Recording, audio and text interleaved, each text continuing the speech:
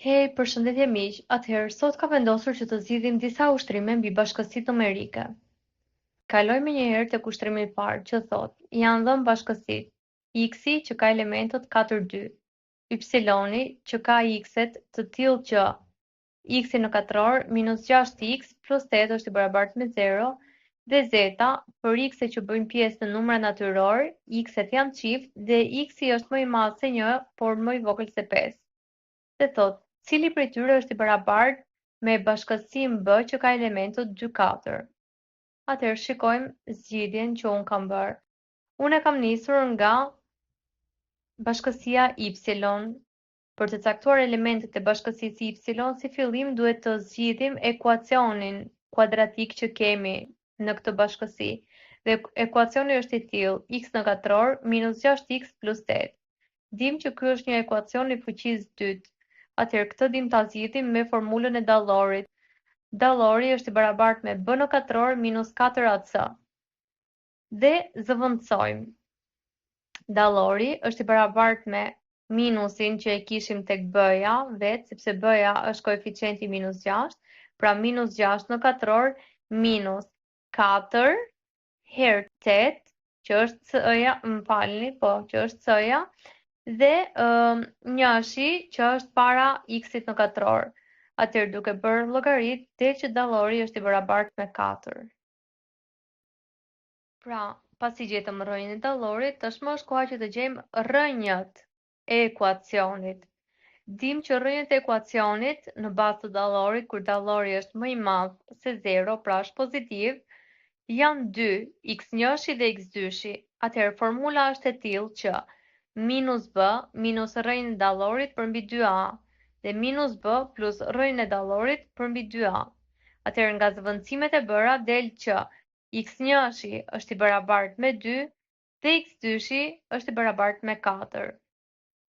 Atëherë, marrim tani të gjitha bashkësitë me radhë për të parë se cila është e barabartë dhe cila jo. Atëherë, pas zgjidhjes, shohim që bashkësia x me elementot 4, 2 ka vlerë të njëjtë, pra është e barabartë me bashkësinë 2, 4. Sepse neve nuk e kemi të shkruar në kërkesë, nuk na thuhet asgjëkund që bashkësia x është një çift numrash i ordinuar ose i renditur. Me thënë, një çift numrash i renditur nënkuptohet një bashkësi në të cilën ka elementet a dhe b, ku a-ja është numri i parë i kësaj bashkësie dhe b-ja numri i dytë i kësaj bashkësie. Pra renditja e elementeve ka rëndësi. Pra shohim që bashkësia x dhe bashkësia b janë të barabarta. Pse? Sepse në bashkësinë x ne nuk kemi një çift të renditur numrash, që do të thotë që të dy këto bashkësi kanë elemente të njëjtë. Po ashtu vazhdojmë me bashkësinë y, në të cilën pam që rrënjët e këtij ekuacioni ishin 2 dhe 4, pra x1 është i barabartë me 2 dhe x2 është i barabartë me 4. Por këto rrënjë janë dhe elementët e bashkësisë y, që do të thotë se bashkësia y është e barabartë me bashkësinë b me elementët 2, 4. Po ashtu, bashkësia z kërkon x-et çift që janë më të mëdhenj se 1, por më të vegjël se 5.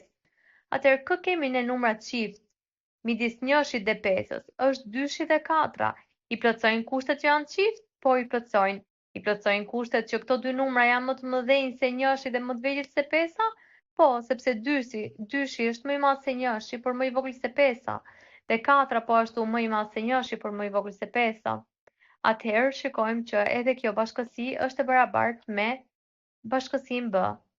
Arrim në përfundimin që të treja bashkësitë x, y dhe z janë të barabarta me bashkësinë b. Atëherë vazhdojmë me ushtrimin e dytë, i cili thotë të paraqitet elementët e bashkësive. A-ja kërkon x-et të tillë që janë më të mëdhenj se 3, por më të vegjël se 12.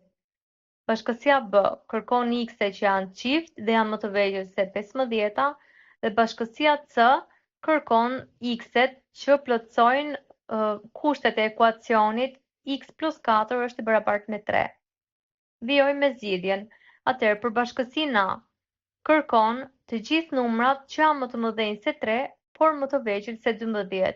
Pra kush janë këto numra? Atëherë këto numra janë 4, 5, 6, 7, 8, 9, 10 dhe 11. Pra të gjithë këto numra janë x-et e kërkuara që janë më të mëdhenj se 3, por më të vegjël se 12. Vazhdojmë me bashkësinë B. Bashkësia B kërkon numrat që janë qift, por më të vegjël se 15. Cilët janë këto numra? Atëherë janë numrat qift që janë më të vegjël se 15. Dhe kemi 2, 4, 6, 8, 10, 12, 14. Pra këto ishin të gjithë x-et që ishin qift dhe më të vegjël se 15. Vazhdojmë me bashkësinë C. Bashkësia C na kërkon të gjithë numrat që plotësojnë kushtet e ekuacionit x plus 4 është e barabartë me 3. Atëherë vazhdojmë në zgjidhjen e këtij ekuacioni. Atëherë duke kaluar 4 nga ana tjetër, nga e djasta, ndron shenjë dhe kemi x i barabartë me -4 plus 3. Dhe zgjidhja e këtij ekuacioni është -1. Mirë, po -1-shi është numër negativ, që do të thotë nuk bën pjesë tek numrat natyror. Dhe neve kjo bashkësi na kërkon të gjitha x-et që bëjnë pjesë tek numrat natyror dhe që kënaqin këtë ekuacion. Kështu që nga kjo kuptojmë që kjo bashkësi nuk ka zgjidhje, ose ndryshe është bashkësi boshe, sepse nuk ekziston asnjë numër që të mund të plotësojë kushtet e kësaj bashkësie.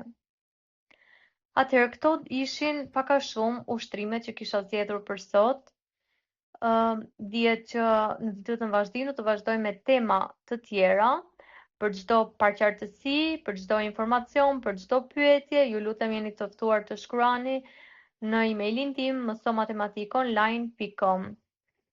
Faleminderit.